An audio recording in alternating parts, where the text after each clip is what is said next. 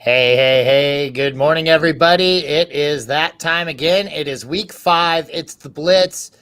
Man, it's getting crazy out there already again, man. It's just I'm ready for a week that we can just go ahead and go do this without all these damn injuries and stuff like that. But that's what we're here for. We're ready to get you started here in about 30 seconds, folks.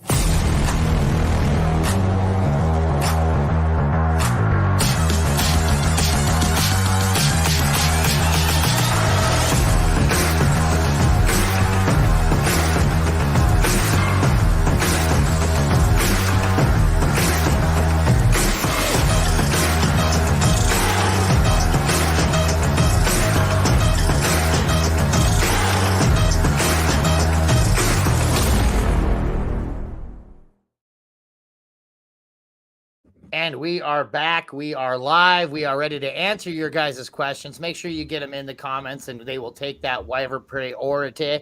I noticed that Joe ain't with us this morning. He is on his way. He's just running a little bit behind. He'll be here in 30 minutes or so. And we'll crack out some of the DFS. Sorry we missed you again last night. I'm telling you, Saturday nights is starting to look like it's going to be a tricky thing to pull down. So we may be just looking for some DFS on the Blitz. We're going to come up with something. But on my left, my man Jeff. Jeff, how are we doing this morning? Hey, doing well, brother. I mean, when you get down to brass tacks, wherever that phrase comes from, I think we're just three guys in our mid-40s who live very different lives and have a lot of crap going on. You're in Nebraska, Joe's in Connecticut, I'm in South Carolina, so stuff comes up. Joey's got family stuff. Saturday night's a tough night to get stuff going. You'll always find us though Sunday mornings right here, so you can put a stamp on that one. So we appreciate everybody checking in with us today. Yeah, and shout out to those people up there in North Carolina, all those and Eastern Tennessee, everything that's going on up there. Sure seems like a whole lot of nonsense and a whole lot of cluster. And I mean, it just were we not ready for that? And it just sucks, man. And to answer your question, brass tacks, it says, I guess these are just examples of it. So I don't really know the reason of it. Says details of immediate practical importance, usually used the phrase get down to brass tacks. So that means it's important, I guess, if we're going to use the Merriam-Webster dictionary. We're going to go ahead and kick off with some injury reports, guys. It's looking like Anthony Richardson is not going to play. Looks like he is going to be he's going to be out one more week for an oblique. We got Joe Flacco taking the helm over there. So oddly enough, let's go ahead and start some receivers over there in Indianapolis because he has not been hitting the receiver at all this year. He's been getting it done on the ground. On top of that, they're also going to be missing Jonathan Taylor. He will be out today. Other notable running backs that are out today is going to be Joe Mixon, Raheem Mostert. Brian Robinson Jr. is on the fence right now. He is questionable, true day today. Devin Singletary is looking like he's not going to be playing. Zamir White's out. And Austin Eckler's looking like he is in. So keep your eye on Brian Robinson because if Brian Robinson is out, Austin Eckler is a smash play today. Jaylen Warren still remains out. So fire up Najee. I know we were all talking about it in the chat this week. Maybe not so much on the shows, but we're all very, very excited about him this week. It's looking like it should be a very strong Najee Harris week. He's got a weak opportunity, and it looks like he's got a lion's share of the field to himself. Let's go. Receivers that are out, man, we got some big ones. Malik Neighbors. Malik Neighbors is still out with a concussion. I always tell this to people that we talk to that ask during the week, like, who are we going to do and what are we going to do when these guys are in concussion protocol? If by Wednesday they're still in concussion protocol, you can almost literally forget about it. There's not going to be a chance or a rare chance that by Thursday, Friday, they're going to clear that because there's a lot of steps to clear it. Usually takes a few days. So we're missing Malik Neighbors this week. We got Khalil Shakir out for the Bills. I think fire up your Dalton Kincaids. I think he's going to be the guy that's the recipient for most of the targets over there. Keon Coleman, maybe a notable guy as well. Devontae Adams. Devontae Adams' hamstring is hurt, but he's really looking at, I think this is more of a trade inclined sit, rest, whatever. Either way, he won't be playing. Rashee Rice is definitely out. We're not too sure how long. One of the surprises with we've got Dontavian Wicks is the recipient, but we've got Christian Watson out. We got Romeo Doubs out. Romeo Dubs is on a player suspension. It sounds like he was kind of throwing a fit at the practice, and they decided to bench him for the week. So hopefully we'll see him next week with no Christian Watson. Fire up your Dontavian Wicks. Fire up Jaden Reed, man. Those guys ought to be huge this week. They ought to have very productive weeks as long as they can handle that. Brandon Cooks is out. I don't know if that's really notable. Kendrick Bourne is coming back. I don't really know if that's notable either, but I think that's going to be something worth keeping an eye on because Kendrick Bourne is a pretty decent offensive player. And it seems like they're really kind of getting him going in there. George Kittle moving on to tight ends. George Kittle's questionable this week. Evan Ingram questionable this week. He's still not out. He's still not completely out.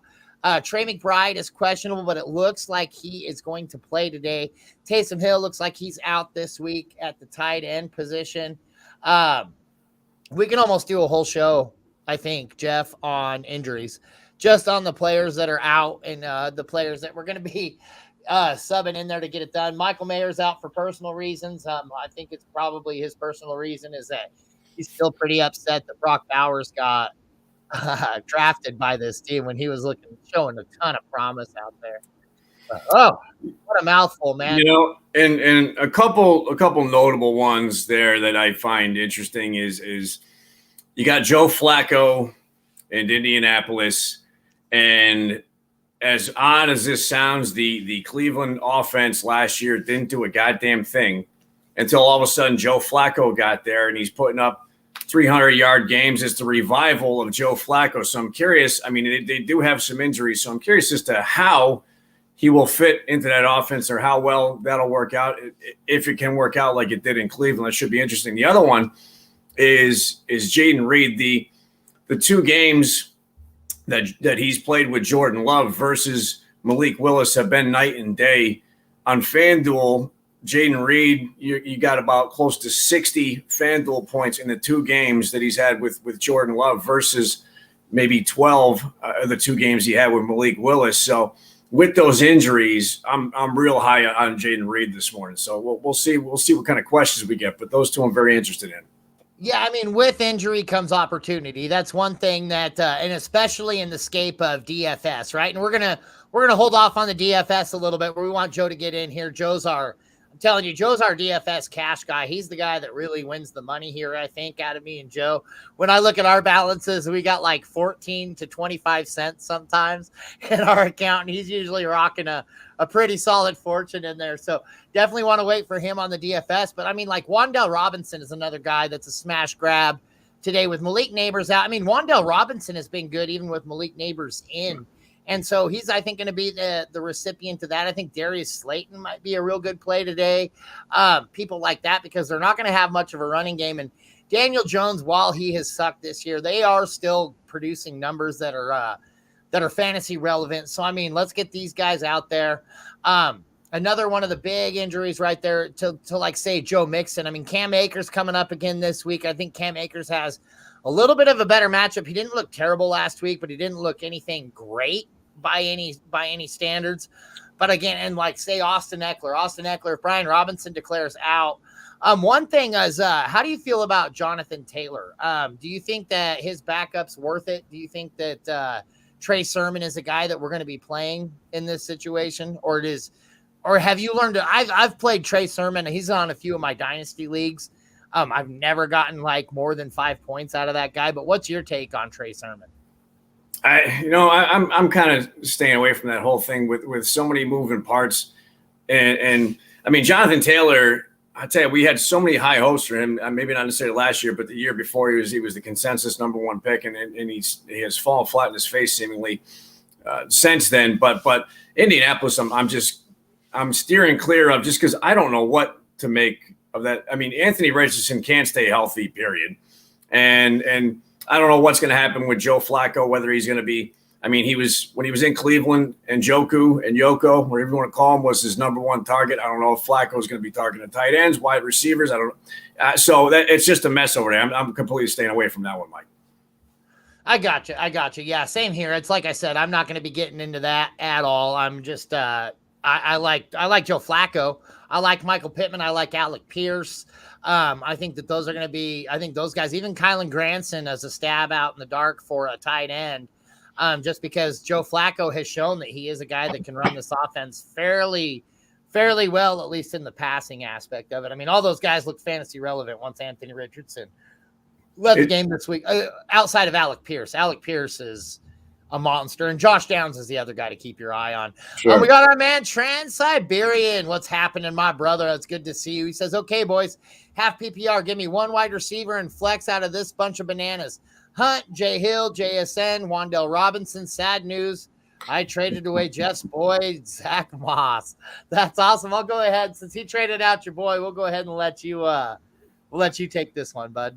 You know, I tell you, man, I can't fault you for that, especially with what Chase Brown did last week, seemingly taking over the reins there. I can't blame you for that one, buddy. So as far as one receiver and one flex out of that bunch, you know, Mike, you just brought him up with the neighbor's injury. I really like Wan'Dale Robinson. I'll tell you, man, he didn't get in the end zone. He's only been in the end zone one time this year, but he's had 38 targets through 4 games. He had 14 targets last game with 11 receptions, and which is a big game. You know, it could have been bigger had he gotten in the end zone. So I still think we see. And the Giants, who are they playing? They're at Seattle. Tough environment. Seattle's got a tough defense, but they've been looking his way a lot. So I expect him to continue to get the targets and the receptions. The other one, I'll tell you, man, I'm going to go with Kareem Hunt.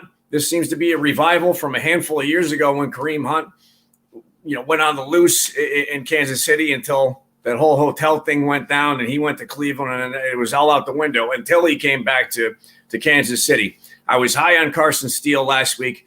Big mistake on my end because I think the guy had negative 0.5 points. So the saving grace is going to be Kareem Hunt. I think he has a pretty good game. So give me Hunt and Wan'Dale Robinson. So that's actually crazy because I'm actually landing in the same exact spot. I felt like Kareem Hunt is the guy that we see. I mean, he obviously got the volume last week. Now, did he do much of the volume? No, but it's also been a while since that guy's played football. Let's get his legs underneath him. Let's maybe see what one more week is done to that guy. Now, not that he was ever not in football shape. Kareem Hunt's a stud, right? And so I really like him. Shout out to Justice Hill in this. That guy has been getting involved, especially in the passing attack. Half PPR, that's actually something that kind of excites me about this question, Trans-Siberian, because as we're going to say in this next question, for 6 years you've been following us, man, and my favorite, absolute favorite follower that we have. And it's been standard up until now. This is the first time I feel like we've gotten a half PPR question. And that makes me excited that you got into a half PPR league. Moving on up, man. But right, and real quick, man, and Kareem Hunt, you know, he had 14 rushing attempts last week. He had 3 targets, 2 receptions. They're going to work him into the pass offense too, I believe, just kind of the swing passes out of the backfield. So I expect him to have a few catches this week too. So we'll see what happens. And you're on mic there, or on mute there, Mikey. I didn't even know I was muted right there. For 6 years, you guys have been coming into our home and interrupting our supper. He says, so my wife has invited you 3 over for a traditional Ukrainian dinner, one sweet of Putin and Trump. Yeah, I can't really get too political. I can tell you that our political landscape is a bargain joke over here, but I do hope that everything does start getting resolved over there, man. I am so sick of hearing about war and death and I'm so over it. It's like a political landscape. It's like choosing between putting your hand in a buzzsaw and putting your other hand in a freaking hot oil or something. I don't know. I don't even know a good comparison, but I do know that I would love to have, like, say, an option up here that was a sandwich that maybe didn't taste so bad. But well, I'll say this, Mike. You know, I mean that offer means a lot, brother, because I mentioned you got Mike there. He's got the wife and kids. Joe's got the wife and kids. I'm usually get by myself with the lean cuisine meals in the microwave, bro. So any home cooked meal I'm down for, I'll bring the Mountain Dew. Don't worry about it. I'll sneak it through customs. There you go. There you go. You do not want to know how he is going to smuggle that through customs, by the way. And make sure you wash those cans very well before you drink one. But absolutely, I will take you up on that, Trans-Siberian. As soon as everything starts calming down and everything like that, I would love to get over there and meet you in real life and And definitely, I appreciate you having us over for supper every Sunday, man. That means a lot to us. He says, big rain's all game in Jacksonville. Are we sitting Travis Etienne today? What do you think here, Jeff? I haven't necessarily paid attention to the weather forecast in Jacksonville, but I'll tell you, Jacksonville's 0-4. They have a lot more potential than 0-4. It's a surprising team to see winless, and also surprising we haven't seen a ton from Travis Etienne, but he is a talented guy. They are home. If they do have a little rain, that favors the running game. I don't necessarily say sit Etienne. He's due for a pretty good game, and Jacksonville is due for a win. So why not come out with their first win over the Joe Flacco-led Indianapolis Colts? So I wouldn't sit Etienne. I think he's due for something. Well, and to me, that's the time where I want to get my running backs out there. You see a little less passing volume and things like that. Slippery football. You're not going to want to throw as much. So I love this next statement. But yeah, big rains. Give me the running back. Give me the running back on that game. He's going to be trumping the ball a lot. Give me Etienne. I'm actually absolutely opposite. I'm running that guy today. And he says, forget the Mountain Dew, bring Coors.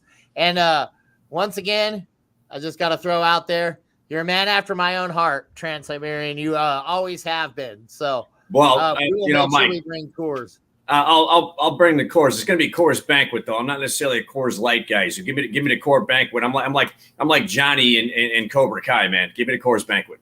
Touche. Well, if I stood up, you guys would see why I have to drink Coors Light all the time. So it's that's why I make sure we keep it down here, because it's a very robust bottom end once we get stood up down there.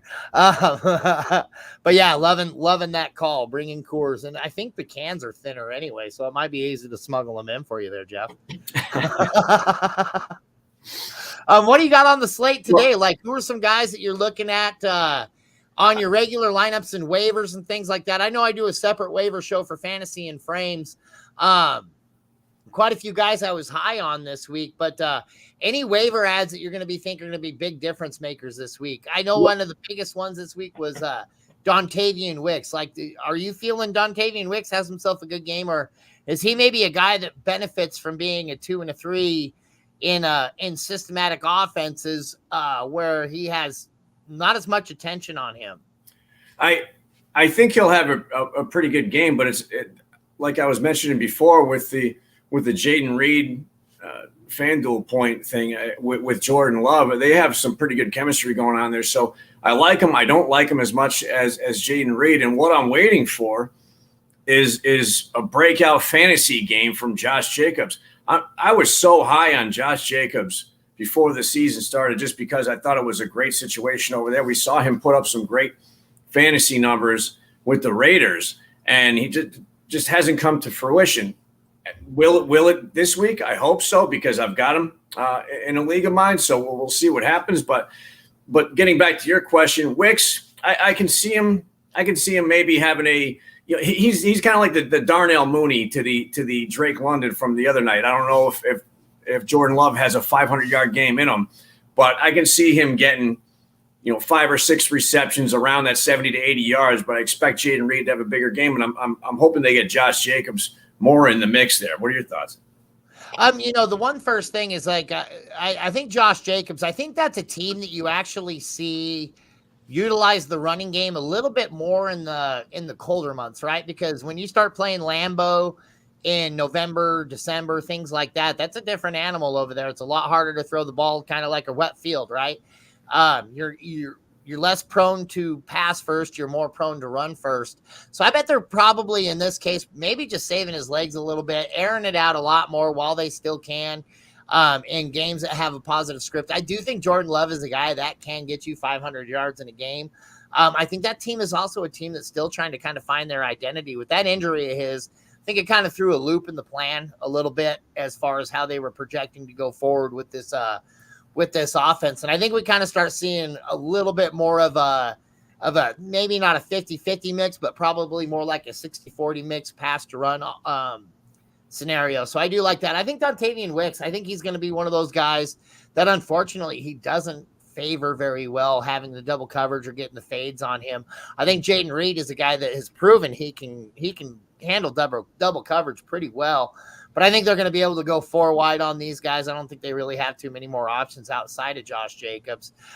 Tucker Kraft, I guess he's also another pretty big option there. I don't mind him at tight end this week as well. But I'm really just only in on Jaden Reed on this offense this week. And now I would have grabbed Dontavian Wicks if I had positions that were available for him. But I just feel like Christian Watson's going to be coming back. I just don't feel like there's a whole lot of room for him. Well, one off.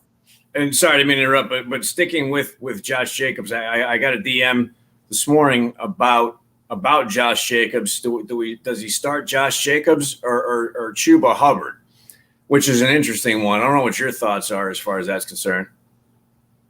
I like Chuba Hubbard. I think he's been showing that he's the back over there.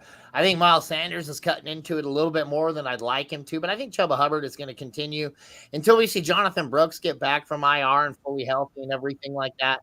I think he's going to be the focal point of that offense. I think that's going to be a game where we see a lot of defense and not a whole lot of offense. And Aaron Jones just got ruled out of that game for anybody who's paying attention to this Vikings game. Aaron Jones is officially ruled out of the game. So that killed my daily lineup. I was in first place in a lot of places. I had Minnesota Vikings as my captain in this single game slate. Interesting. But yeah, no, I do feel like he's the guy over there. I think he'll continue to be the guy, but until Jonathan Brooks gets on. But even then, I think we're going to still probably have a couple heavier Hubbard weeks than we do Jonathan Brooks. I think they'll nurse him in there and kind of slowly let him take that offense over. Right on. Got a question from our man Kevin Turner. He says, half PPR, 12-man league. Sadly, a second RB behind Bijan is Ramondre Stevenson. I currently have him on my bench because he picked up Gibson for insurance, and I also have Justice Hill. Who do I start as my running back to? So out of Ramondre, Gibson, and Justice Hill, who do you think, Jeff? Jeez. Well, before I get to that, Bijan, I'll tell you. So I had the number 1 pick in one of my leagues. I had a weird gut feeling about McCaffrey, about injury-wise, which I voiced to you about. And so I was debating picking Bijan or Breece Hall. After thinking about it, I went Bijan. I was really high on him coming in, and he just hasn't come through like we had expected.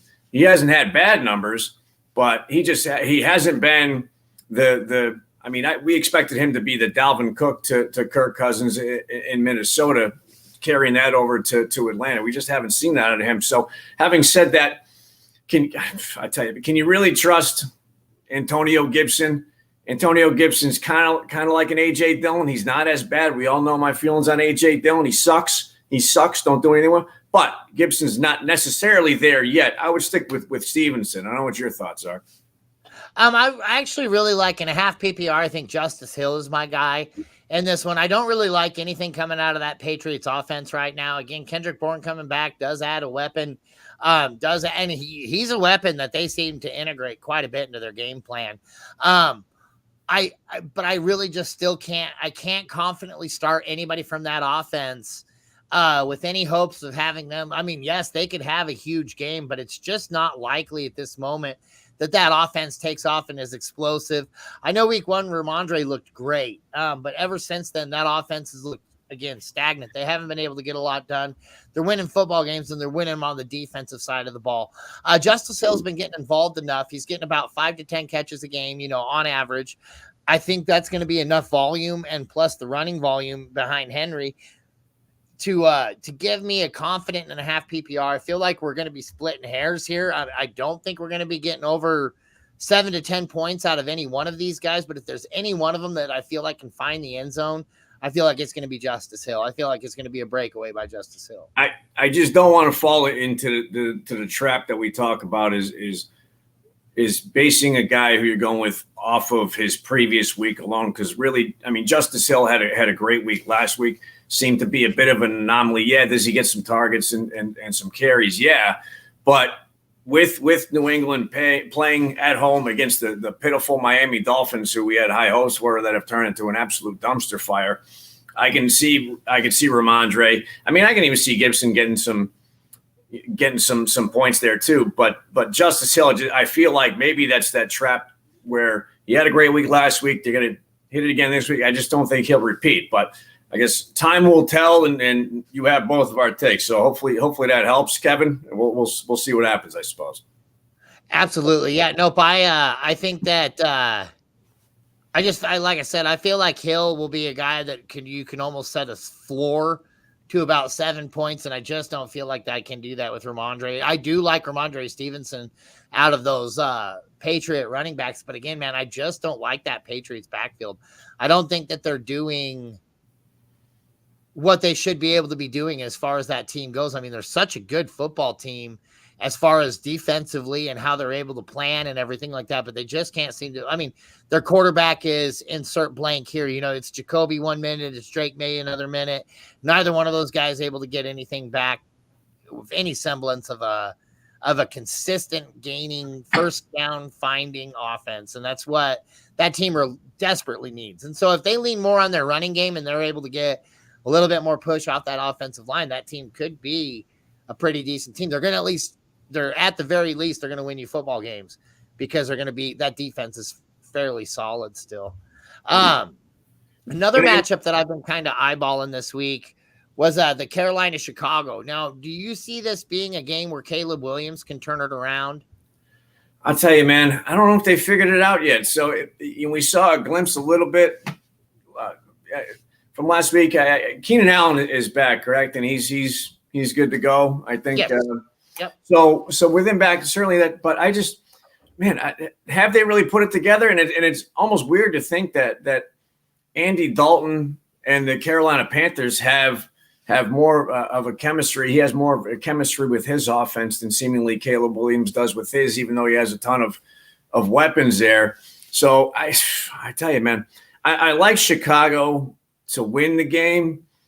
I don't know from a Caleb Williams standpoint what he'll get yardage wise. I don't think he's there yet, and their offensive line has just simply struggled. You can't trust any run game out of there. I mean, I think DeAndre Swift is averaging maybe 10 carries for 17 yards or something like that. The offensive line just has not put it together. So the Carolina offense in Chicago, to me, is going to be interesting to watch. I think Chicago wins the game, but I think it's going to be more defensively than because of their offense there. And you brought up kind of running quarterback. I got one to throw at you. We were talking about running quarterbacks before the show too. So I got a matchup here. I got what's the word I'm looking for? They're looking for who to start. We're talking Kyler Murray. We're talking Justin Fields. My suggestion was Justin Fields simply because Dallas has given up probably 1,000 yards a game on the ground, and I think that's why we see a big game out of Harris. And I think Fields will probably have a big game on the ground regardless of what he does in the air. I don't know what's your thoughts. I mean, so you got Kyler Murray. He's at San Francisco, and Justin Fields is home against Dallas. I don't know your thoughts on that. Well, it's funny. Sorry, Anthony Richardson is officially out right there. First off, DeAndre Swift, man, he had 160 all-purpose yards last week, 7 for 7 receptions for 72 yards, 16 for 93 and a touchdown. So I think that offense behind DeAndre Swift, because that's DeAndre Swift that I remember seeing and watching play football, was that guy last week. Now, to your credit, before that, 7 for 13 is about as good solid average as you can give the guy right before that. But it looks like I said, I feel like that offense is clicking a little bit harder. And Dallas, man, so I agree with that take. And that's, again, why I'm really high. But Dallas was getting ran all over with Micah Parsons, with DeMarcus Lawrence. Now they're going to be without both of those guys this week. I mean, I have a feeling that you're going to be able to move trucks through some of the holes that we're going to be seeing on that offense. I'm definitely very high on a lot of those guys. As you're about ready to see, as we go ahead and move this kind of over to DFS a little bit, because we got our man Joe down below. Joe, how we doing, man? Hey, nothing like family pictures on a little Sunday morning, son of a bitch. Yeah, no, looking good, man. So what have I missed? Well, and Mike's on mute there. There is a There is a fantastic offer on the table, brother, from Trans-Siberian for all of us to head over and have some dinner with him and the fam. I said I'd bring the Mountain Dew, smuggle it in my carry-on luggage, and we'd sit down and have a meal with him. That's for sure. So you missed that part. I'm in. There we go. But outside of that, Joe, there's been a few questions, been some interesting comparisons here and there. So it looks like we got another one from Rich coming up here, Mike, if you want to throw that one at Joe and see what his thoughts are. And Mike, I think you're on mute. There we go. All right, here we go. I was surprised to see what Hunt did last week for the Chiefs. He looked pretty good. Like, you couldn't even tell that he hadn't played, and he looked better than any other running back other than Pacheco that they had put out there. So when I look at this one, man, and JSN is just going to be one of those guys this year that's going to be impossible to figure out. And as soon as you give up on him, he's going to go for like 8 and 140 and a touchdown, it feels like. I think I got to go. And Justice Hill is sneaky. And if Derrick Henry loses any time, Hill's going to be a phenomenal waiver pickup and big-time starter. All these guys have good upside. I think as of right now, today, you got to have a wideout in there. Oh, man. I think I'm going Hunt with no Pacheco. And I think I'm going Wandale. If it's PPR, I'm going Wandale because he's catching like 5 to 10 balls a week. Mike, you on mute? Still on mute. I think Mike's not too sure if he's on mute or not here. What do you think on this one, Jeff? Well, so when we were discussing it earlier, I said that Wan'Dale Robinson, and especially with Malik Neighbors being a little banged up, he's been getting the targets. He's got 38 targets through 4 games, and he's putting up some halfway decent numbers. He didn't necessarily get in the end zone last week, but he had 11 receptions, 71 yards, and I think that they're looking his way a lot recently. So I was leaning Wan'Dale Robinson, and I was also going Kareem Hunt because, well, I mean, and this is on me for last week. Carson Steele was an enormous disappointment. I was kind of high on him last week, based on the 17 carries he had. The negative points. He had negative 0.5.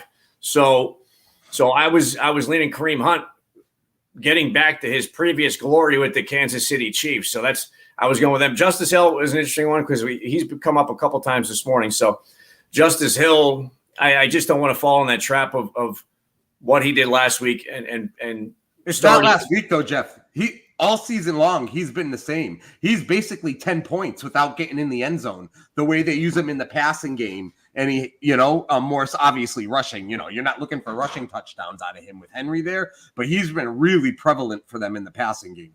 I just have more hopes for Kareem Hunt than I do for. I do too. I do too. So I agree, but I do like Hill. I can see why he's in play. And between Jackson Smith and Jigba and Wan'Dale Robinson, it seems like Wan'Dale Robinson is a bit more of a target.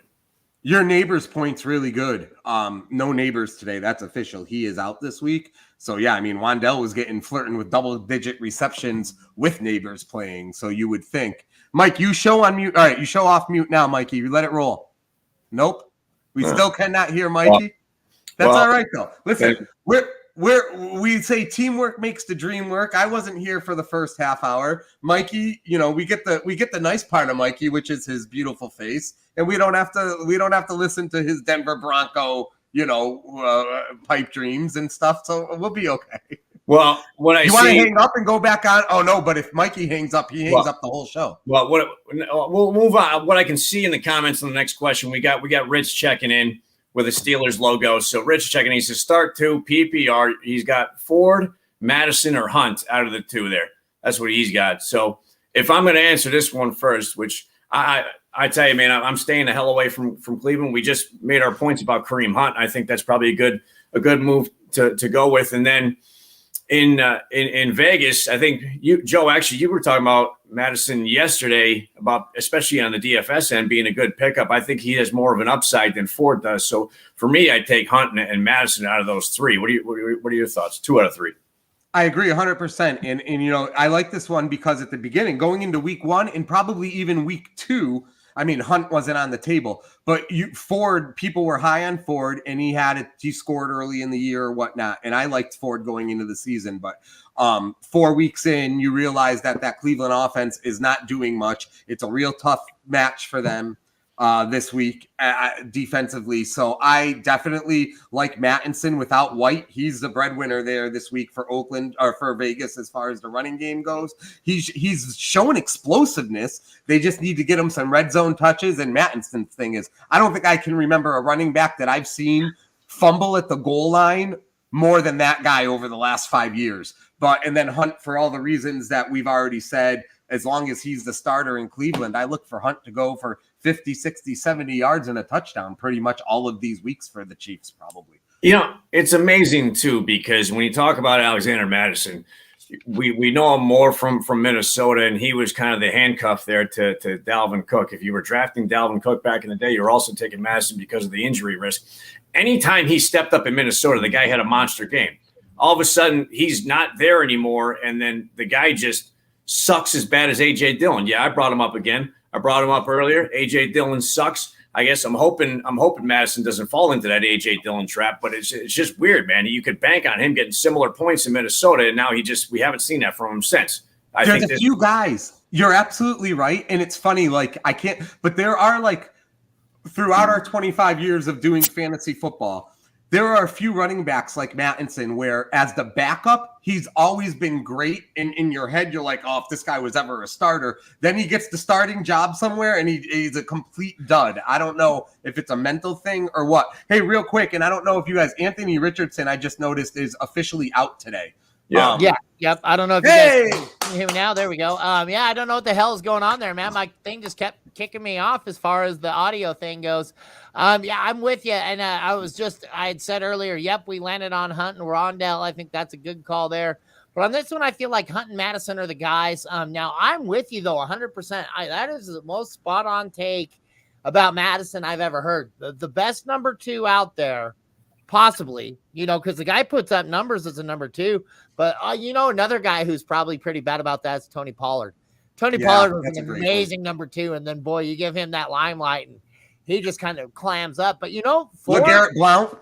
Yeah, but LeGarrette Blount. LeGarrette Blount's a Super Bowl champion, 8 different teams or something like that. It was crazy. That used to be what you needed to do to win a Super Bowl. LeGarrette Blount, I didn't mean to cut you off. I'll let you get back to LeGarrette Blount is the Robert Horry of the NFL. Go ahead, Mike. I love it. But Ford, I haven't seen Ford do hardly anything this year on an offense that I feel like should be trucking people over with just the terrible offensive play that offense, as far as now, again, they've looked better over the past few weeks. They're starting to see Amari Cooper get a little bit more involved, things like that. But that offense has looked stagnant without Chubb. To me, Ford has not stepped up and filled that role.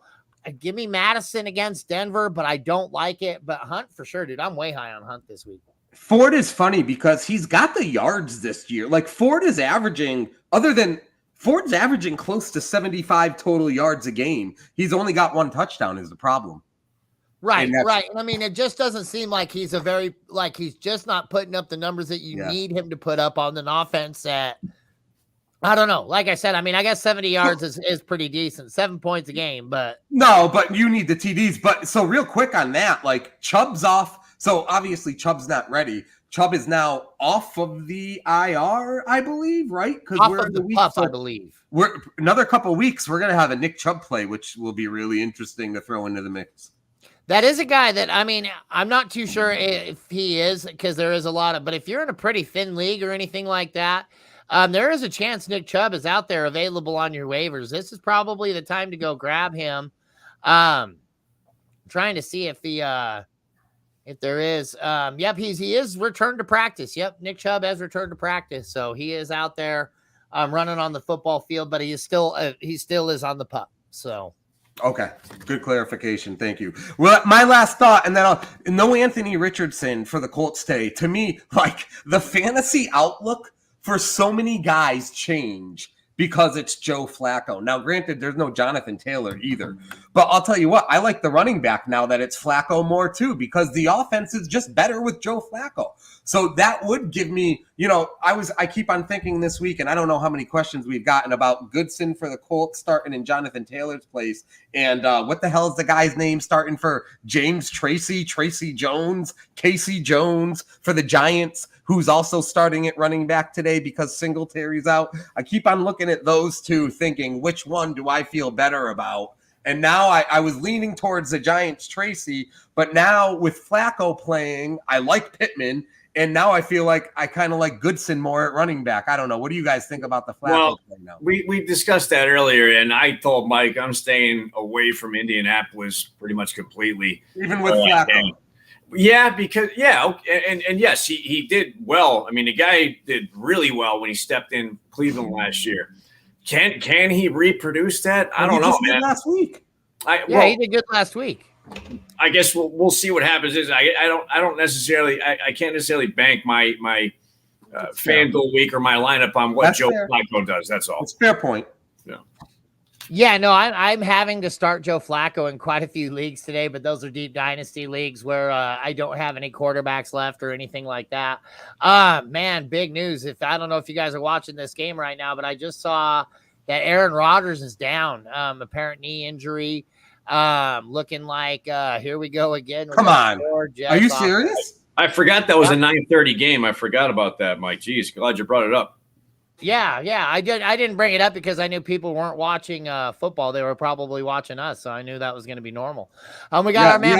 Just late breaking news. Nobody watching the London game because the Blitz has because the taken over. Yeah, we have more Londoners watching this than anything. We got Bossman. He says, if Jalen Hurts on a bye, who should I pick up and start? Geno Smith, Justin Fields, Deshaun Watson, Caleb Williams. Joe, you just got here, buddy. Let's go ahead and lead you off with this so I can give Jeff a little bit of a break for about 5 seconds there. It's funny now. It's nice to get you can tell the questions that are coming from just like your typical 8 to 10 team, one quarterback league versus like the super flex. So this is clearly, I got to believe, not a super flex league. This is a tough one with Jalen Hurts on. I'll tell you what, this might be tough even if Hurts wasn't on bye the way the Eagles are playing right now. And I love Jalen Hurts from a fantasy perspective, but I think I'm looking at the top two choices, Geno Smith or Justin Fields. I'm not ready to go Watson yet, even though he's looked a little better the last couple of weeks. I'm not ready to go Caleb Williams yet, even though he's starting to look a little bit better and they're playing the Panthers. Stay tuned. Another week or two could totally be a different answer. I think the more conservative choices are Geno Smith and Justin Fields. It's hard to get those 2 rushing touchdowns from Fields out of my mind. They're playing the Cowboys, right? Yes. They're going to have to score some points. We know that Cowboy defense that's been rough. So I do like Fields. I feel like Geno Smith is the safe choice. I have a hard time not going Fields because if the guy can hit 1 or 2 pass plays, knowing he's probably rushing for 75 and a touchdown. So you can sell me on Smith or Fields. I think I'm going to go Fields. I think I'm going to take a shot on Fields. What do you think, Jeff? For me, this is an easy one, and we brought him up earlier. I'm going Justin Fields because it seems like everybody and their brother can run on the Dallas Cowboys. I know it's funny we bring up the run game when we're talking about picking between quarterbacks, but we know what Fields can do on the ground, and it doesn't take much, man. He could easily get over 100 yards on the ground and a score just in the running game alone because everybody seemingly can run on the Dallas Cowboys. So given that, and give him, 175 passing yards or something like that. And I just think Fields is the call right there against the Cowboys. Yeah, and it's a triple way slam dunk right there. I like Justin Fields in this opportunity right here. Like you guys said, Dallas Cowboys have been getting ran all over all season long, and that was with Micah Parsons and DeMarcus Lawrence, who both will be out today. That's going to be big holes in that defense right there. Give me Justin Fields all day long. This is a perfect game for Fields. It's a perfect scenario because they're playing a bad defense, so he's going to be able to run. He should have more looks than he's had in the passing game, but they're also playing an offense that's going to score. So you would think that the Steelers, the game script, Mikey's game script, he's taught me so much about the game script and how it impacts fantasy football, but that game script I think is going to keep Pittsburgh aggressive offensively. Yep, So just all you got to do is beat them to death with defense and just keep the ball on the ground, and there you're going to be able to win football games, and that's all the Steelers need to do to win football games. And Mike Tomlin is the man when it comes to that kind of a strategy and things like that, for sure. And yeah, it's funny because I feel like Russell Wilson has the exact opposite injury, or the exact opposite injury as Devontae Adams has, right? Like Devontae injured his hamstring and Russell injured his foot, but I think his injured foot is more of a coach's decision, and whereas his injured hamstring is more of a player's decision type. I'll tell you what, on the Wilson one, I think that foot is now really turned into an ego because he doesn't have the job anymore. Yep, Justin Fields came in, took her down, man, and I feel like he's so much better than Russell Wilson anyways. Not prime Russell Wilson, not even close. Prime Russell Wilson would destroy Justin Fields, but nowadays, no, sorry, give me Fields all day. I love the running ability, the heart, the passion. He seems like he's a guy that really wants to play good football. Dylan Fink says he needs some help. He's got a full PPR. He's got different leagues. 2 questions. Start a quarterback and 2 flex for Murray, Fields, Akers, Waddle, Wicks, or Jennings. And then start 3, Terry, Ayuk, Wicks, Downs, or Sutton. We'll go ahead and let you lead this one off, Jeff. Go ahead and lead us off with that first question there. Well, so as far as the QBs, I mean, obviously Murray's a running quarterback too, but he'll probably put up more yards on the ground. But given the opportunity, or what we were just talking about with Fields against the Dallas defense, I can see him getting more on the ground than Murray does in San Francisco. So slightly, I'd say give me like 51% Fields over Murray on that one, and a couple flex out of those 4. Of the 4. The only running back there is Akers. We always say kind of tie goes to running back. Not that he's not that he did great last week, but he did put one in the end zone, and hopefully that'll happen again this week. And if we're picking between those other ones, Waddle, Wicks, Jennings, man, I'll tell you, as odd as it sounds, I might lean Wicks out of those 3 because of the injuries. And we started the show with a Green Bay question. You got those 2 injuries there, so we expect Jaden Reed to have a good game. I think Wicks is going to have a halfway decent game too. What do you think, Joe? Yeah, so I do think Kyler Murray will probably have a decent game today, and he could have a big one too. But I wish Murray did a little more with. Murray doesn't seem to find the end zone with his legs the way some of these other guys do, even though Murray's a great scrambler. I'm going to stick with Fields close on that one, QB-wise.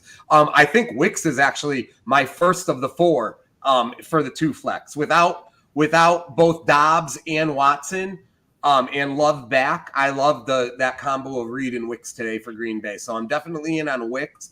I think I am. It pains me to not play Jalen Waddle, but I think I got to go Akers. Waddle, that Miami offense just isn't showing enough. And if anybody's going to get right first, it's going to be Tyreek Hill, I think. So I'm going to go Akers and Wicks on that flex combo. As far as, did you have Jeff answer the other one too, or are we just starting with that? I just did that one. So I have nothing to add to either one of those. I like Fields and Akers in this one. Fields, Akers, and Wicks. Waddle, I think, is a guy to kind of maybe keep an eye on right there, just because it seemed like Huntley was targeting him quite a bit last week. Maybe another week under his belt, because, I mean, he was just on a different practice squad a week ago.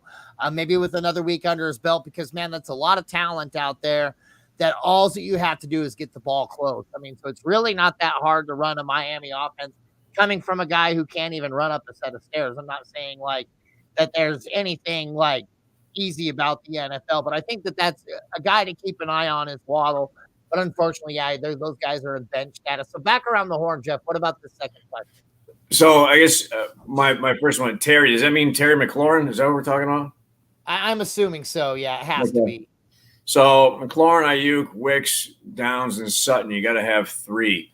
So because of the points we just made, I'm going to go with Wicks right off the bat. I would say, and Jesus, I might contradict myself a little bit here, just because I and FanDuel wise, DFS wise, I'm kind of staying away from anybody Indianapolis, but it's difficult to stay off of Downs with those injuries there, and with Flacco targeting him probably a decent amount. So I'm staying away from Sutton just because he really I mean, Denver won a game with Bo Nix having fewer than 100 yards in the air, which is mind-boggling. So I'm staying away from that just because I don't know what to expect from the Denver offense. So if I'm going with 3, I'd say McLaurin, Wicks, and Downs. What are your thoughts? I feel like this might be, and I mean, these are tough ones, but I feel like this might be the first one where we have a little variation in our answers. So I think I got to go Wicks here. I'm going to play the injury game and go Wicks. I'll tell you what, I think that McLaurin, the Brandon Ayuk is the real mind screw here, because it's like everybody's still waiting, or at least I'm still waiting for Ayuk to get right. And he doesn't have a double-digit DraftKings game yet, and they're a full-point PPR. So, I mean, it's really about when do you think he finally pops off? Because I like Wicks here.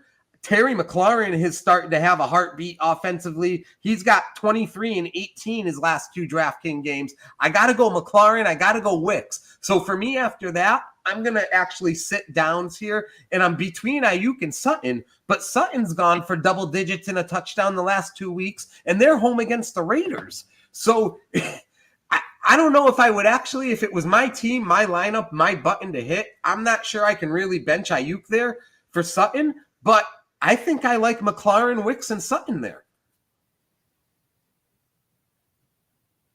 Mike, you mute there, Chief? Yep. Yeah, this thing, it just keeps doing this damn crap. Okay, so like I agree with the Terry call. Wicks, I'm a little bit, like I said, I mean, I'm just a little bit hesitant because I don't know how well he can handle being the wide receiver with focus, like with coverage and things like that. I think he benefits from being a third, 3 or 4, even on widespread formations. Ayuk, I feel like, puts it back together today. So I feel like Terry McLaurin, Brandon Ayuk, and then my third guy is actually going to also be Cortland Sutton there, because he has been, I mean, the guy's the focal point of that Denver offense. As stagnant and terrible as that offense looks, and this is coming from the number one fan, Sutton is kind of one of the bright spots. I mean, he had 12 targets week 1. Week 2 was garbage. He only had 4 targets, but then he had 11 targets, and then he had 9 targets. That kind of volume, you just can't argue. Eventually, Bo Nix will get that ball a little bit closer where Cortland Sutton can start catching some of these targets, turn them into bigger catches, bigger games, bigger ADOT as well. So, well, and I'm sorry, Mike, I'll let you finish your point. My apologies. Oh, no, go ahead. I was done. Well, so the last game versus the Jets. Now, correct me if I'm wrong, and I don't know if I'm looking this up correct. So Cortland Sutton had 60 yards. I think he's the only one who had receiving yards, right? Did Bo Nix throw for 60 yards total? And all of them were to Sutton? So I suppose, I thought I saw something like that. I don't have it in front of me, but I want to say that. Hold on. I want to say that was right. So you're right. Obviously, he's freaking right. One. Yeah, he had Cortland had 60 yards receiving. Everybody else on the team had 0. So he's definitely the focal point. I suppose I could maybe switch my mind from Downs over to Sutton simply because it's quite obvious he's the focal point. I'll tell you what, man. Seeing Goff go, who was it? Goff went 100% passing, right, last week or whatever. 18 of 18, yeah. And then you got the Daniels stuff. That is insane. Sutton went for 3 for 6. That is incredible. I've never. Yeah, color me shocked. I didn't know that either, man. I was like, "There's no way that's right," and I just looked and sure as crap. Hey, real quick, right. Before we, what do you, Jaden, you guys think Daniels has another big time? And I don't give whatever fantasy, but like, you think this guy keeps on riding this wave? He's breaking records. Yeah. Oh yeah, dude. I mean, what's going to slow him down? I mean, that offense is clicking against good defenses. They're looking good, man. He's looking real deal. He looked like he was made for the NFL even. And the Cleveland defense is solid, but their offense is garbage. So I think we'll have plenty of time on the field this week. So, man, I tell you, the guy's just getting it done. I mean, accuracy-wise, he's obviously breaking records, and then he's just putting in the end zone on his feet too, man. How do you stay away from the guy? Right. Yeah, nope, I dig it. No, you're welcome, boss man. We love doing the work for you here. Hopefully we're helping you win championships. I know that I've seen you for years as well, man, so it's good to see you again. He says, in a flex full PPR, pick 1, Kareem Hunt, Xavier Worthy, Jerome Ford, Christian Kirk. Who would you guys start? We can only pick 1 here. Joe, let us know. What do you got? I'm starting a Chief, so I'm deciding between Hunt and Worthy. I'm not messing with Ford or a Jacksonville guy when I got the reigning, defending, dynasty leading Chiefs with their starting running back and number one wideout in front of me. So I'm playing a Chief. That's really hard. Full PPR. I don't necessarily think that helps Worthy because Hunt catches the ball. Worthy's going to have a couple rushes too. So it's just a matter of who's going to get, I think I'm going to use the Jeff Ty goes to the running back thing. I think you're going to see a similar amount of, you're going to get more touches overall from Hunt. I think Worthy's going to be involved, but I'm going to go Hunt. I think it's a little bit conservative. I think Worthy, obviously, he has the breakaway speed to catch some big ones, but I'm going to go Hunt here because I like him for 15 total touches and a touchdown today. I actually agree with that 100%. It's close. Xavier Worthy just hasn't shown me that it factor yet to be a consistent wide receiver as far as getting a lot of targets and things like that. Guy could go off, man, with Rashee Rice out, but I'm still could be and are two different things for me where I see Kareem Hunt definitely going to be the bulk of that volume. What do you think, Jeff? I'll tell you, man, the ceiling is much higher with Worthy, but the floor is much higher with Hunt. I think Worthy's floor is a hell of a lot lower. So just Hunt with the opportunity. But you're right, Mike. We can see Xavier Worthy having a couple of catches, and one of them could be for an 80-yard touchdown. So, but I mean, Ford, you can't really trust anybody in the Cleveland offense. Christian Kirk, Jacksonville, we talked about earlier. They're due for a win. They're 0-4. It's just bizarre how they're winless, and Kirk's had decent numbers the last couple of games. But it comes down to between Hunt and Worthy. Should be interesting to see. I think Worthy probably has more yards just because I think he might have a couple long catches, but Hunt's going to have more opportunity. Yep, so that's a three-way for Hunt there as well. We got Acrazia. There we go. Start two, wide receiver, PPR. We got Amari Cooper, Deontay Johnson, Michael Pittman, Sutton, and Tank Bigsby. I'm assuming Tank Bigsby. What do you got there, Joe?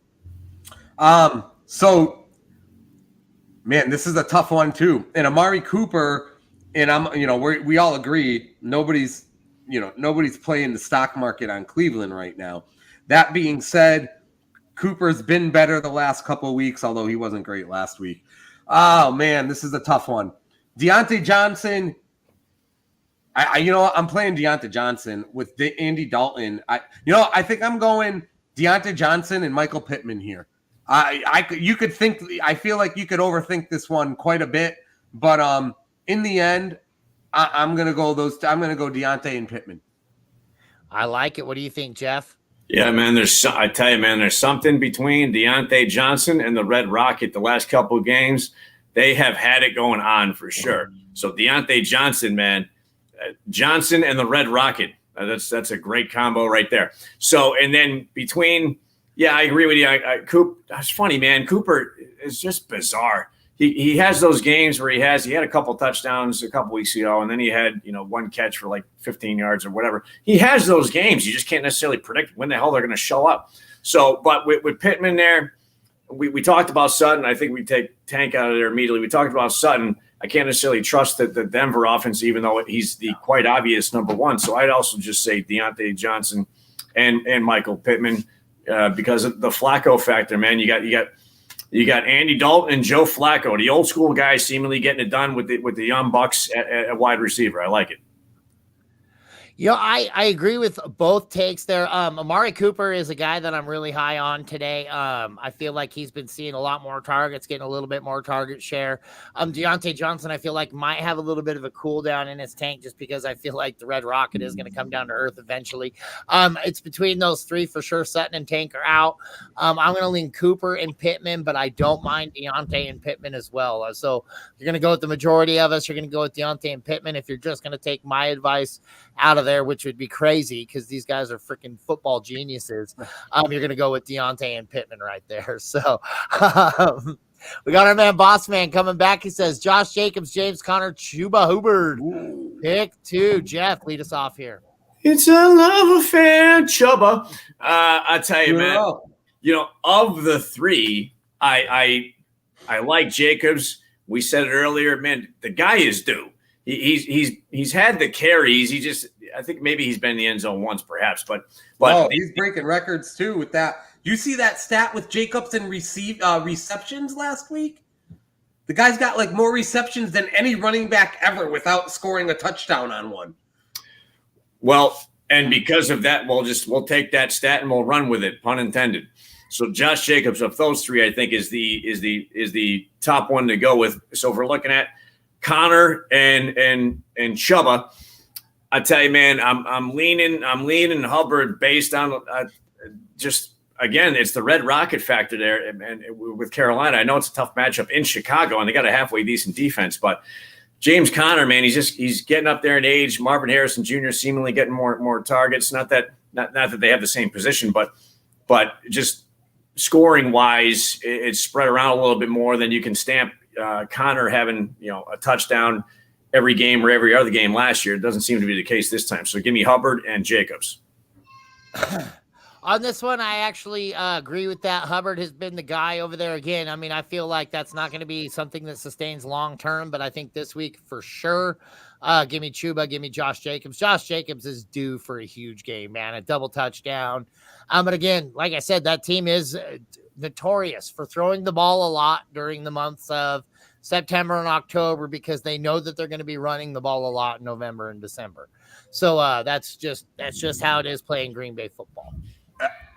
I agree on Chuba, but I can't sit Connor for Jacobs. I mean, Connor's got 3 touchdowns already this year. He's got one every game except one, and he's gone for 100 yards last week, 120. I mean, I don't know, man. I just feel like Connor's consistently putting better numbers up than Jacobs every single week. I would go Chuba and Connor, but I would defer to the two geniuses on top of me. Well, it's a halfway decent boy. Maybe, I said Connor was consistent, not so much, but maybe I underestimate him because I'm not paying attention to him as much. But again, Jacobs, and Mikey said it, man, I think Jacobs is due. He's due. Bound to have one of those games. So. He is. Ukraine's got to keep us honest. I'd like to know next week who won this one. I like my benchmark, Mikey, Yeah, absolutely. I always actually track that as well, so I'll make sure to let you guys know in the middle of the week. But yeah, like I could see either one of these guys. As a matter of fact, there might even be a way I'd maybe try to flex one of these guys if I could help it because I see volume out of all three of them. We got Kevin Turner says, appreciate y'all's input for the first question, and you got it, man. He said, I got one more who to start today. Purdy or Fields? Joe, what do you know? What do you think? It's hard, and we've been going Fields, so I feel like I hate to not go Fields here because it would be inconsistent. At the same time, like, he's not the number one QB start of the week, I don't necessarily think. So it's a tough one. Purdy's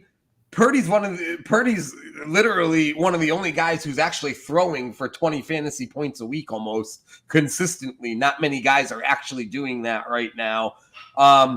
Man, this is hard. It's hard to not go Fields based on the other ones we've already gone Fields on. That being said, if you've got Fields in 3 leagues and you're in this situation in 3 leagues, I don't think I start Fields in all 3. I think you got to pick and choose and hedge your bet a little bit. However, one time, given this scenario, I would go Fields this week. Yeah, I don't mind that either. Like I said, Fields to me is the guy that is just the volume he's going to get you on the ground. Not that Purdy can't get stuff done on the ground too, because he is a good rushing quarterback as well. Just doesn't seem to do it as much. The biggest thing about that makes this decision for me is Micah Parsons being out. With no Micah Parsons, I feel like that's something you can really exploit against that Dallas defense because he is that Dallas defense. Give me Fields right here, and it's pretty much, it's really not that close for me. That's a good call on Parsons. I mean, you're losing your defensive quarterback against the guy that needs a spy. It's a fair point. Well, I'll pose this question to Kevin. So here's what you're gonna get. You're gonna get 300 yards and 2 passing touchdowns from Purdy. That's what you're gonna get. I guess the question to you is, do you think Fields can do better than that? Because we know what we're getting from Purdy, period. So I think that the ceiling is higher with Fields on his feet, but we know exactly what's coming with Purdy. Yeah, no, I like that. Like I said, Purdy will get you those points right in there, but he I am so high on Fields today. It's not even crazy. He says, Joey LOL, Bad thanks Bagels. again, guys. Yep. Yeah, because I don't know that we helped him very much. We like all three of those running backs, boss man. So it's kind of tough. Trans-Siberian have a good football Sunday, boys. Joey Bag of Bagels. I love it. I love it, man. Trans-Siberian, you have yourself a wonderful day as well. We still got a little bit to go here, guys. We're already an hour into it. We haven't even really touched the DFS side of things yet. So we're going to go ahead and kick that off with DFS. But we'll go ahead and we'll kick off with my lineup since I've got her loaded up. And Joey, while I'm doing that, if you want to get yours loaded up there, we definitely can. Guys that I'm pretty high on this week, guys that I'm ready to get started on there, and I'm excited to get out is Caleb Williams, Jordan Mason, Justice Hill. Caleb Williams, I think, has a good game this week. I think he's really starting to put it together. I think, like I said, with the difference between him and Bryce Young, in my opinion, is that they're slowly integrating him with these weapons. I think with these weapons that they're slowly getting going, I think we start seeing him connect a little bit more with these guys. I think we see a lot more productive Caleb Williams. We got Jordan Mason. I don't really have to talk about him. He's a Christian McCaffrey light. He's been getting it done. Justice Hill, I know we've been talking about him a lot today. I love this guy. He's just getting it done in the air. He's getting it done for this team not in the absence of Derrick Henry, but with Derrick Henry even out there. I mean, the guy is still putting up great numbers as far as it goes. I mean, last week he gave you 18. So, I mean, let's go. Let's keep this guy going, keep him rocking and rolling. And, another guy I'm really high on this week is Jaden Reed. We talked about him. Brian Thomas Jr., I think you're starting to see him become a little bit more and more involved. Like I say, we saw 9 targets over the past 2 weeks. Last week, he is able to get a receiving TD. I think we see a little bit more of that. We're looking at a team that is crippled. They have got to really get it turned around, and now is the time. Amari Cooper, you heard me say, that's not a very bright offense right now, but it's getting there. Jake Ferguson, I think, is going to be a guy that they're going to have to throw to a lot. Brandon Cooks being out, and then DK Metcalf. This guy's been explosive all season long. I don't see it being any different, although this is a guy I may change out before the game starts, just because I do kind of have a feeling that that's going to be a very low-scoring game. And then give me the Broncos versus Raiders. Boys, why don't you go ahead and tear me apart, Ray? Well, for me, I mean, I think it's a pretty good lineup. The question I would have is the couple wide receivers there, Brian Thomas Jr. and then Amari Cooper. We talked about Amari Cooper having a good game and then a terrible game, and you just don't know what the hell to expect from Amari Cooper. They're in Washington, has a halfway decent defense, so I would question maybe who else might be available at the Amari Cooper price. And then Jacksonville wise, man, like I said, I know they're 0-4. They're due for a win. They're at home against Indianapolis. I don't know weather wise what we're looking at. I think somebody brought up that might be raining, so I don't know if that's necessarily the best for the passing game. Might favor Etienne a little bit more. So those two might be a little bit questionable. That's just my thoughts, Joe. I'll tell you what, man, it's great this year. There has been no lineup to obliterate from us this year where a couple of tweaks, but I like this for the most part. I think Justice Hill is a great DFS play. I think it's amazing to me that we're using language like there's not much to say about Jordan Mason. There's not much to say about Brock Purdy. The fantasy players who are consistent right now are like a bunch of no-name guys over the years. It's hilarious if you think about it.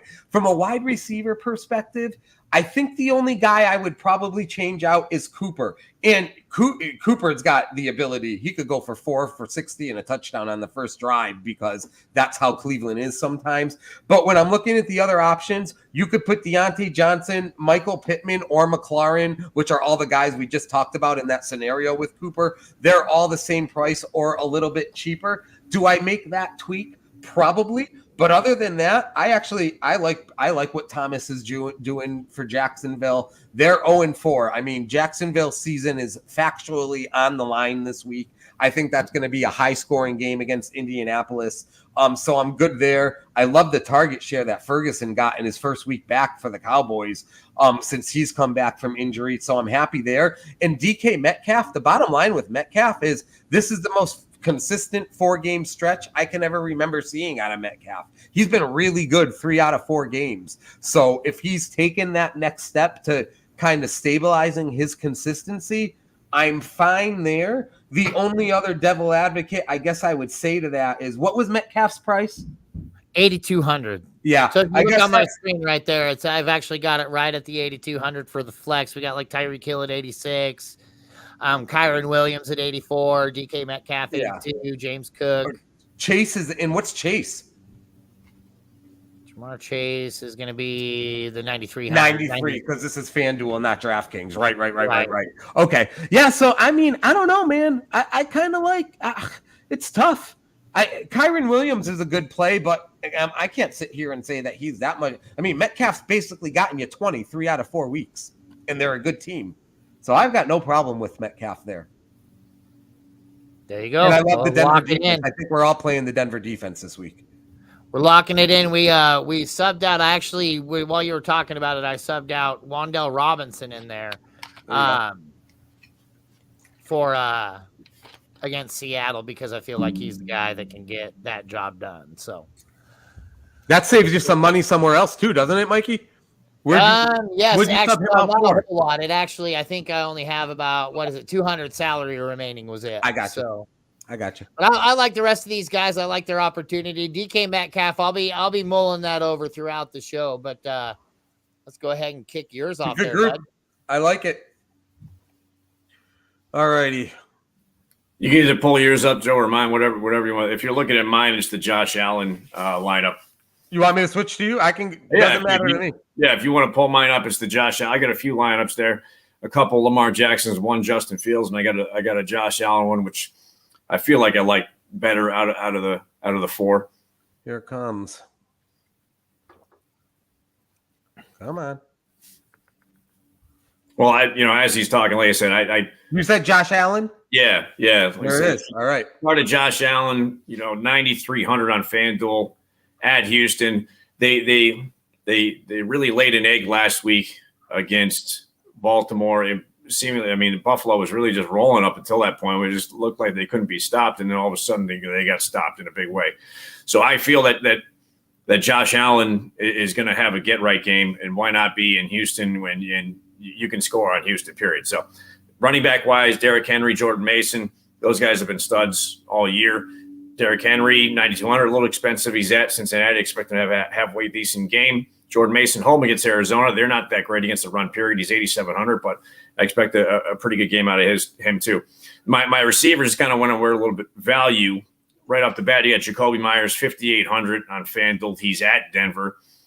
Because Devontae Adams isn't there, I really like Jacoby Myers to step up as the number one. So at that value at 5,800, I think Myers might have a halfway decent afternoon.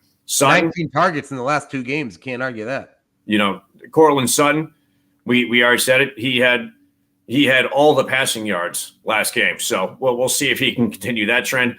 I'm not even going to attempt to pronounce this guy's name at Cincinnati. The wide receiver, 5,500. Iosivas, or however you want to.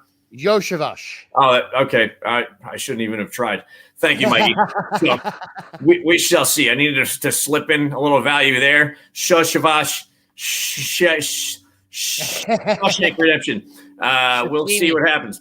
So, tight end, Hunter Henry. Patriots have not done all that great offensively, but they're against the pitiful Miami Dolphins, who are just floundering, period. And Henry's one of the few targets on that offense that might do something.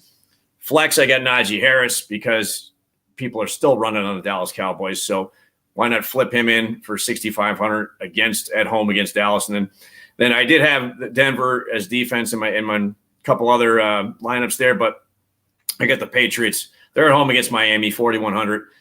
Tyler Huntley at the helm. I don't expect him to do a whole hell of a lot, and I think the Patriots have a pretty good defense. So we'll see what happens there. But my lineup that I feel pretty good about outside of Chevy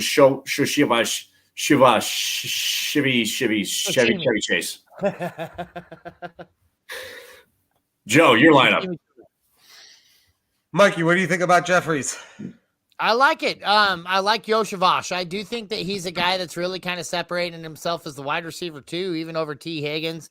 It doesn't really seem like T. Higgins is playing with a lot of heart this year, which being franchise tagged, I have a feeling has that tendency to do that to you as a player, because you're not really as incentivized to really go against your body to get a good contract or anything like that. You're never going to get an argument out of me if you're starting Josh Allen. You're getting the best quarterback out there every single time. I think you're right. I do think he has himself a pretty big game this week. I do like his potential. I'm with you. I like that lineup, Jeff. Again, I think that's pretty cool that we haven't had these lineups that we have these huge discrepancies with, Yeah, man. It's crazy. It's just we're 5 weeks in, and you look at these wideouts. And it's just with the DFS perspective, it's just so imperative to understand the landscape from an injury perspective, to understand that Jacoby Myers has 19 targets in the last 2 weeks, because your mind probably doesn't go to that automatically without looking at it, or just to understand that Cortland Sutton literally was the whole passing game for you're getting to that point in the season already where you're really playing the guys with the matchups, week to week hotness. Injury, it's you can't skip. I'll tell you this: what I take away at this point, you can't skip a week of DFS and think you're going to pick it up the following week and not have some repercussions for not playing the week prior, just to keeping a beat on the landscape, if that makes sense. Absolutely. Yep. No, that makes a lot of sense, as a matter of fact, because you do want to stay current with all your players and things like that. And especially like you said, I mean, like I was unaware that Bo Nix only threw 3 passes or something like that last week. I mean, I know he threw like 15 or something, but he only completed 3. It's insane. Like that's the kind of stuff you want to stay on top of, because that's kind of all you want to avoid. So real quick, I feel like we've talked about all these guys one way or another so far today. I'm staying with Jaden Daniels at quarterback. The guy's only 6,800 on DraftKings still. So it feels like, I mean, beyond a no-brainer. I was trying to talk myself out of Daniels, and I couldn't do it. So I'm sticking with that. It's hard to believe you're going to sell me that he's not scoring at least 20 again today. Derrick Henry, Baltimore at Cincinnati, you just can't argue it. And I'm not even a huge Derrick Henry fan fantasy-wise, because he doesn't catch the ball much, but you can't argue what he's doing on the ground. There's not a lot of running backs you can fully trust. You got no Taylor this week, no McCaffrey, no Mixon. So Derrick Henry just looks leaps and bounds above the rest, although Jordan Mason is an honorable mention for sure there. DeAndre Swift, I was so happy to finally see Swift break through last week. 16 for 93. Nice to see 5.8 yards per carry. He got in the end zone, and then even more appetizing fantasy-wise, 7 catches for 72 yards. So even if he didn't get one rushing attempt, this guy got you double-digit points just with the receiving. That's exactly what you want to see out of DeAndre Swift. 5,700 home against Carolina. Couldn't resist. Going back to kind of chuckling at who we consider to be the most consistent fantasy players in 2024, Nico Collins is about as, Mike Evans has been a hell of a story too, but Nico Collins, man, this guy is just a pillar of consistency. Look at that target share. I mean, 35 targets in the last 3 games, over 100 yards 3 out of 4 weeks, and they're not even close. Loving Nico Collins today at 7,700. It's not a bargain, but at the same time, there's still other guys that cost more. I'm definitely taking advantage of the injury situation with Green Bay's wideouts. I've got some Reed in some leagues. We got Wicks going here. Love the price of only 5,000. And, when they feel like Wicks has a good matchup, they'll harp on that. 13 targets last week. 25 points last week. Love that to continue. The Rams, no Nakua, no Cup. Home against Green Bay, who can score? Loving the value at Tutu Atwheel for 4,900. 2 games in a row, double digits. He's a long shot to get in the end zone. However, 4 for 82 and 4 for 93 would absolutely take that at 4,900. And then Mark Andrews. This is the one play this week where, in my mind, it's like, at some point, something's got to break with this guy. And after dropping his only target last week, and it was a drop that I feel like everybody watched and saw in that game, like it wasn't at the end of the game when it didn't matter. I just got to believe that his pride gets him going this week. I'm taking one shot one more time with him, 4,000. I understand what it looks like. If it doesn't work this week, I'm not going back. But this has been like a proverbial Pro Bowler at tight end. I don't understand. I'll finish off with Mattinson taking advantage of no Zay White for the Raiders this week. Mattinson, 60 yards last week, but he's looked like the more explosive runner. He's already got a couple touchdowns as the backup, so excited to see what he does. It's a tough matchup against Denver, and, I'll tell you another thing, too. Because of all of the injuries, there are some other options right there. We were talking about some of them earlier in the day, but, you got Akers, who's cheap. You got the Giants running back who's cheap this week starting. You got Goodson for the Colts. So I'm mix and matching all of those guys throughout my lineup because they are great value for the amount of targets they're going to get. And then we are a full-on clean sweep. Leagues, DFS, create some other way to bet on football, and I guarantee you the Denver defense will be our defense this week. 2,900, which is actually a bargain on DraftKings. Home against the Raiders. The Denver defense has been respectable against good teams this year, so I feel like they're going to be very good today. Well, yeah, Denver's been lighting it up. It's funny, Mark Andrews. It reminds me of like a domestic abuse situation or something like that, where you get where you have a person that's like, oh, he did it to me this week, but he'll never do that to me again. Well, he did it again, but he'll never do that again. This is the week he's actually going to treat me like I drafted him in the 6th round, 5th round, 4th round, where you drafted Mark Andrews. He is not returning on that value even a tiny bit.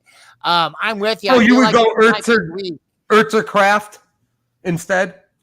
No, I think I actually roll with now Tucker Kraft is close, but since I'm already playing Dontavian Wicks, I think I'm going to lean Mark Andrews there still. Okay. I'm with you.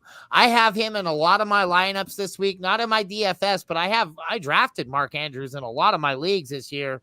Unfortunately, I'm very sad about that because he just has not been the guy that we want him to be.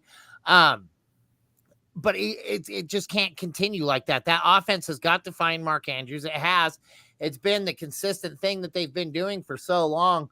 But, man, yeah, it's tough. I couldn't do it. I couldn't do it in my daily. But that was the only hitch I had on there was that Mark Andrews play. That's a ballsy move, my man.